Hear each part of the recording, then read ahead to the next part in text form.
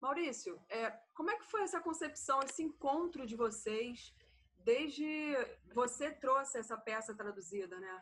E como é que foi esse encontro, essa busca, essas coincidências? Você contou para mim em off que adicionou o Mauro achando que fosse um amigo no Facebook. E aí, no final de tudo, ele é o diretor. Conta para mim, que eu achei essa história muito legal.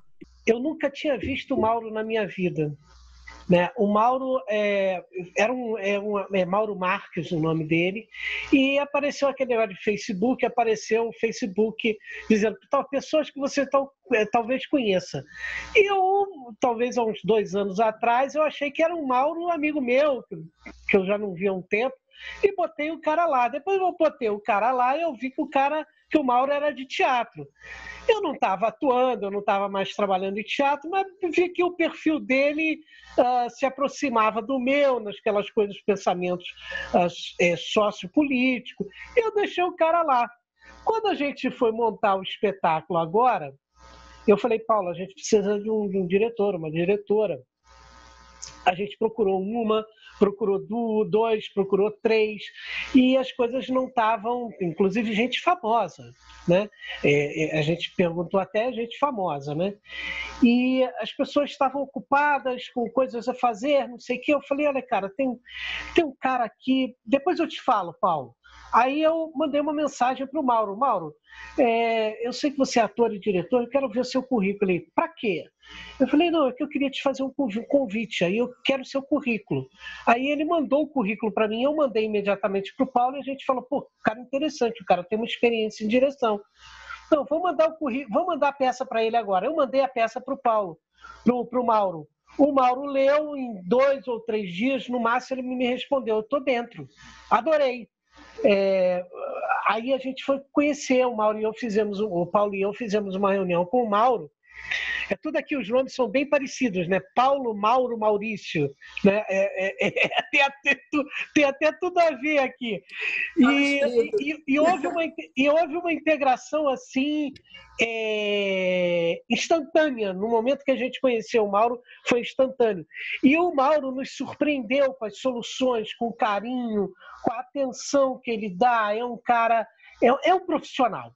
Né? A gente está lidando com um profissional que não chega atrasado, é um cara que sabe liderar o grupo, é um cara comprometido, é um cara que está junto, né? E a solução que ele deu, tanto para o espetáculo em si, para a encenação, que por causa da pandemia está adiada para a apresentação, mas a solução desse videoteatro que ele deu foi fantástico. Então a gente está muito feliz e muito agradecido de ser o Mauro. Foi um presente espiritual que veio dos céus para a gente. Mauro, aproveitando, eu ia justamente perguntar sobre o tema, que é fortíssimo, né? Eu imagino que você tenha já uma experiência, e eu queria saber se você já tinha pego alguma peça assim tão rica em relação à variedade, porque eu vejo drama, vejo humor, ciência, humanismo, psicologia, eu não chego a dizer que é religiosidade, mas uma espiritualidade. Eu queria saber se você já teve contato com uma peça dessas e como está sendo ter esse contato com diversas temáticas. Olha, o teatro é uma coisa, acho que talvez é uma coisa que apavora muita gente, né, que eu vou falar aqui agora, mas ao mesmo tempo é aquilo que nos dá sempre um frescor, porque cada peça que você pega, cada personagem que você pega, cada cena que você pega, é como se fosse a primeira vez, sabe? Por mais experiência que você tenha, aquilo tudo você vai usar, mas só que você tem que construir tudo de novo. Nunca é igual, né? Até de um espetáculo para o outro, mesmo quando de uma mesma peça, você descobre coisas novas. Então tem sempre a novidade. Então o que eu acho assim que o teatro, principalmente o fazer teatral, é sempre a sua descoberta. A gente chega com a gente lê o texto, a gente tem algumas ideias. Quando a gente vai fazendo, a gente vai descobrindo outras coisas, outros caminhos, outras possibilidades, vai trocando com os atores, vai trocando com o cenógrafo, vai trocando com o figurinista, vai trocando com o iluminador, vai trocando com o sonoplasta. E isso tudo é que vai enriquecendo né? E aquilo que você tinha na sua cabeça, na verdade, vai ser totalmente diferente, né? O resultado final. Já montei alguns espetáculos, né? Que tramito assim por todos os gêneros, mas esse é de cara assim, um espetáculo muito eclético, assim, ele tem muita coisa, ele tem muitas informações. E conta a história desses dois caras que são muito importantes, que eu não conhecia a história, né? Eu já tinha ouvido falar do AA, sei da importância do AA, né? E das suas vertentes todas, do NA, de todas os seus desdobramentos, mas eu não conhecia a história, como é que ele aconteceu. E quando a gente conhece a história, a gente percebe que tudo que o AA prega vem da vivência deles e depois da vivência das pessoas que dão continuidade, né? O AA são as próprias pessoas. Então, eu não conhecia a história e fiquei muito surpreso, né? De ver como é que as coisas foram se encadeando e que acabou, assim como eles falaram que, de alguma maneira, nós nos juntamos aqui por uma confluência global, alguma coisa nesse sentido. Também eu acho que nesse caso, sabe, eles estavam... Isso, aliás, é uma coisa que é falada no texto, que eles estão ligados, sabe, por um fio invisível, mesmo a quilômetros de distância, que aquele encontro dos dois ele é inevitável e acaba acontecendo. E é isso que você falou, nesse espetáculo nós temos tudo. Tem a parte engraçada, a parte da comédia, tem uma parte dramática, tem uma parte triste, tem tudo.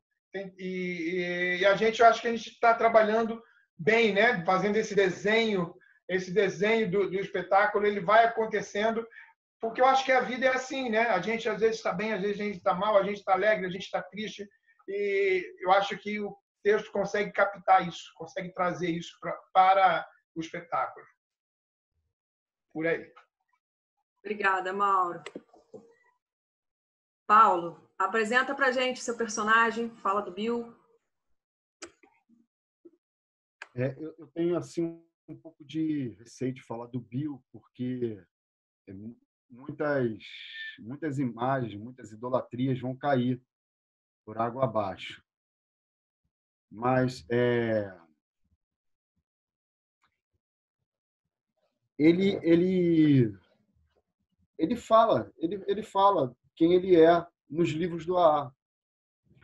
Tem o livro Passando Adiante, que tem a história dele, né? que ele narra a história dele desde o início, desde a infância dele até a adolescência, passando pelas promessas que ele fez de vida e que ele quis cumpri-las. Uma das promessas que ele seria o número 1 em tudo que ele fizesse. Isso me passa um aspecto de obsessão logo de cara, uma personalidade que tem uma vocação obcecada, de ser obcecado, né? E isso vai costurando a vida dele inteira. Quando ele encontrou o álcool, ele era rapaz, mas não era jovenzinho assim de início de adolescência, não. Ele já era um rapaz já de final de adolescência, à beira do adultismo.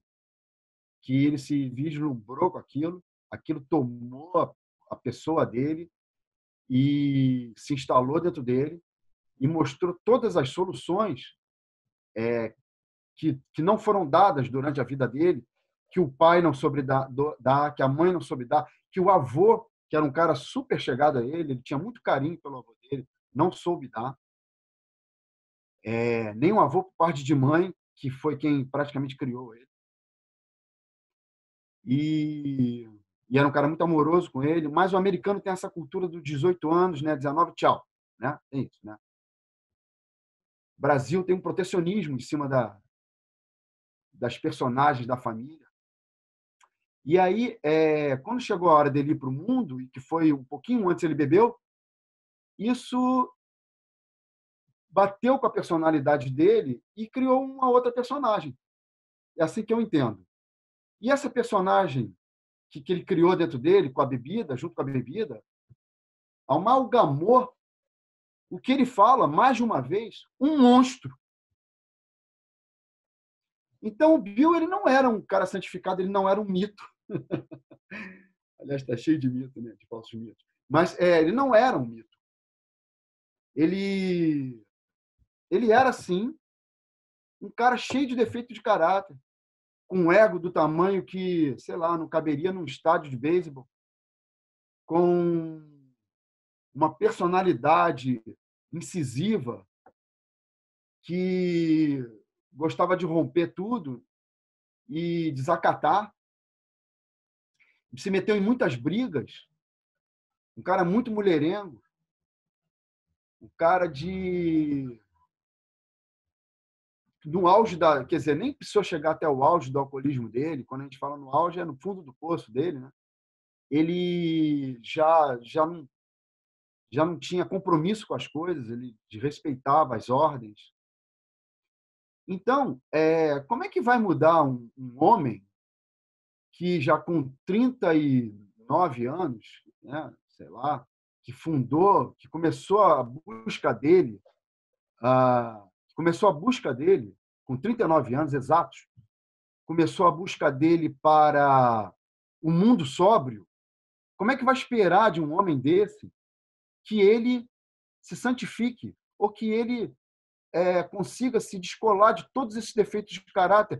É desumano da nossa parte, de quem avalia o Bill assim, é desumano de quem espera isso dele, que espere isso dele. Não dá. Ele era um cara com ego. Ele fala isso repetidamente, e você vê pela história dele que o ego dele fez com que ele toda hora ele tropeçasse. Tem um poema do Fernando Pessoa que fala que é aquele poema em linha reta, né? Que ele se acha vil porque ele tropeça nos tapetes das etiquetas. Esse é o Bill. Então, fazer esse homem cheio de altos e baixos, é um cara até meio melancólico, um cara que, quando estava bem, ele era o suprassumo do positivismo, o suprassumo do otimismo, o suprassumo de que tudo vai dar certo, de que ele vai conquistar, ele vai ser o número 1. E quando ele estava mal, ele pensava em suicídio. Várias vezes ele menciona suicídio. E uma derrocata assim, pessoal, espiritual, né? Esse é esse homem que tem assim uma gangorra. Eu vejo assim, o Bill ele engoliu nessas bebedeiras dele, o Bill engoliu uma montanha-russa, que é um cara cheio de altos e baixos, de loops, enfim. E fazer esse cara entender isso, né? Dar essa chance a ele, chance de não ser um mito, de ser humano, chance de não ser assim. Ele não é o AA. Ele não é o AA. Foi o que o Mauro falou. O AA é um grupo coletivo de pessoas que manteve acesa a chama da fagulha que ele teve. E ele fala uma coisa assim no texto: eu vou criar, como é que é?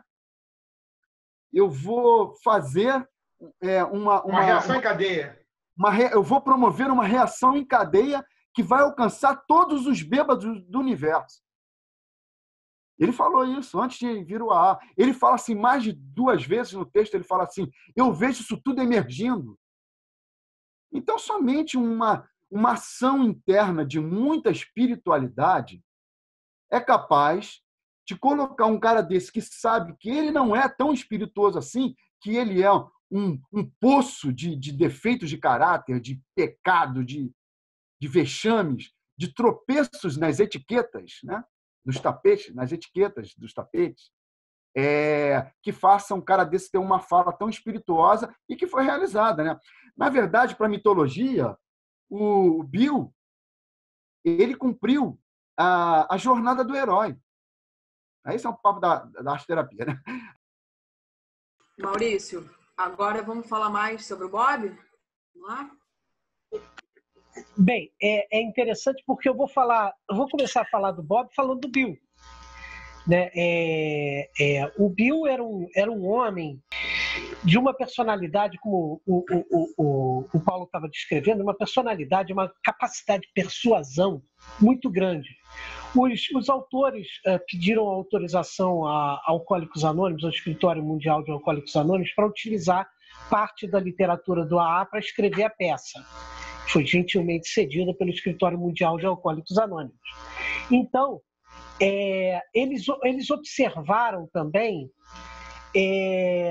outras literaturas, outros livros, e foram fazer entrevistas com pessoas que conheceram o Bill, né? E uma dessas entrevistas, teve uma pessoa que disse uma coisa que os autores colocaram na boca da esposa do Dr. Bob na peça. Falaram assim, olha, o Bill era um cara que tinha um tamanho poder de convencimento que ele seria capaz de convencer um cachorro a sair de dentro de um caminhão de carne, né? E essa frase está lá no texto, né? Então, o Bill, ele era um cara sedutor, ele era um cara carismático, um cara intelectual. E eu tenho que falar do Bill para descrever o Bob, porque o Bob era o cara emotivo, era o cara chorão, era o brincalhão, era o divertido, né? Em Alcoólicos Anônimos, os membros do AA costumam valorizar muito a importância do Bill, falam muito do Bill, porque o Bill escreveu a maior parte dos livros de Alcoólicos Anônimos. Ele era um intelectual, né? Mas o Bob teve um papel fundamental de trazer o Bill para a realidade, né? De botar o Bill no chão e falar, peraí, não é bem assim. E o Dr. Bob que eu estou trazendo, o Dr. Bob que o texto sugere e que eu construí, é um Dr. Bob interessante que vai desconstruir o conceito daquele velho senhor que os membros já têm, que veem a foto do Dr. Bob e vejam, é um cirurgião, um velho senhor responsável, né? Não é nada, o cara era um cachaça da pior qualidade, um beberrum, um palhaço, entendeu? Ele era aquele bebedor que bebia e virava macaco, né? Ficava fazendo macacada em tudo quanto é lugar, que se divertia, né? Ao contrário do Bill, ele não era um homem sedutor, de ir atrás das mulheres, bêbado, etc. Ele não era assim, né? Mas ele era o palhaço que cantava, que tocava piano, que dançava sapateado, que queria ter cabelo crespo, né? Embora tivesse cabelo liso, né? E isso vai derrubar para os membros de Alcoólicos Anônimos. Vai ser interessante ver um Dr. Bob diferente do que eles imaginam, né? E também o Dr. Bob tem outra característica muito interessante, que quando jovem, ele bebia na faculdade e fazia tatuagem. Então ele tinha várias tatuagens pelo corpo, na bunda, tinha tatuagem no braço, tinha tatuagem no peito, e ele não lembrava quando tinha feito as tatuagens porque ele fazia bêbado, ele bebia e fazia, né?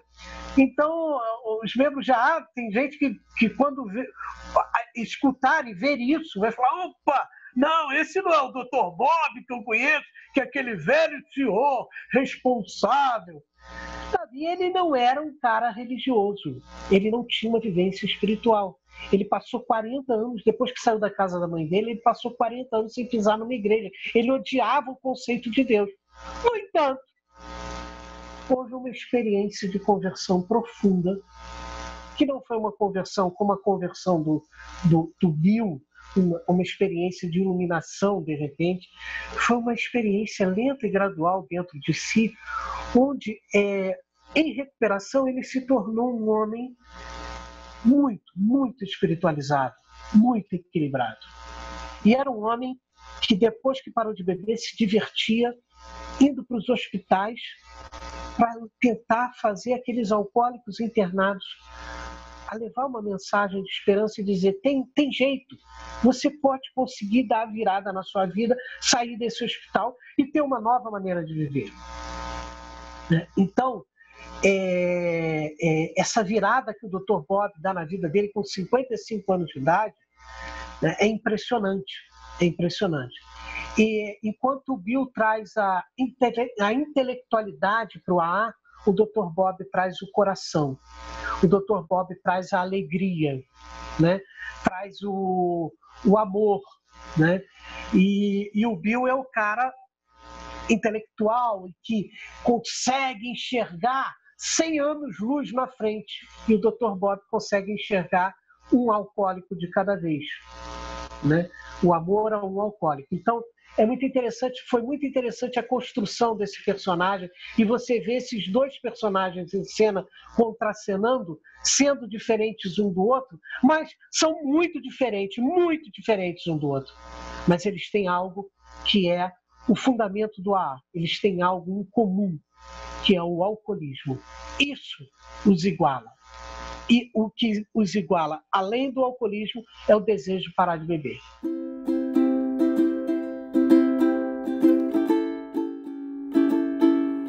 Gostou da entrevista? Temos mais bate-papo e assuntos variados para você. Continue aqui no nosso canal.